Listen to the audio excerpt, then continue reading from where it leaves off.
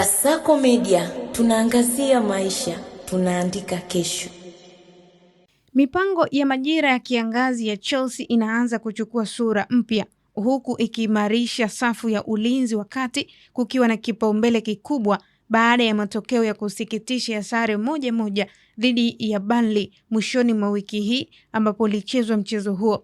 Licha ya kuanza vizuri kwa bao la mapema la Joao Pedro, timu ilishindwa kumaliza mchezo mapema na hatimaye kuruhusu bao la kusawazisha dakika za majeruhi, hali iliyoonyesha tena udhaifu wa kufanya maamuzi muhimu na kudhibiti mchezo hadi mwisho. Mabadiliko makubwa ya mchezo yalikuja baada ya Wesley Fofana kutolewa nje na kadi nyekundu, akiwa mchezaji wa 8 wa Chelsea kutolewa kwa kadi 2 za njano msimu huu. Tukio hilo lilipunguza nguvu ya timu na kuwapa wapinzani nafasi ya kushambulia zaidi, na hadi Zian Fleming alipofunga bao la kusawazisha mwishoni. Takwimu zinaonyesha kwamba Chelsea tayari wamepoteza pointi 19 kutoka kwenye mechi ambazo walikuwa wanaongoza, jambo linaloonyesha wazi tabia za nidhamu na ukosefu wa uzoefu katika safu ya ulinzi. Kutokana na hali hiyo, uongozi unaona kuna haja ya kuongeza wachezaji wenye uzoefu na ubora katika eneo la beki wakati. Mustakabali wa Benoit Badiashile na Tosin Adarabioyo bado haujawekwa wazi, jambo linalofanya Chelsea kuangalia uwezekano wa kusajili beki mpya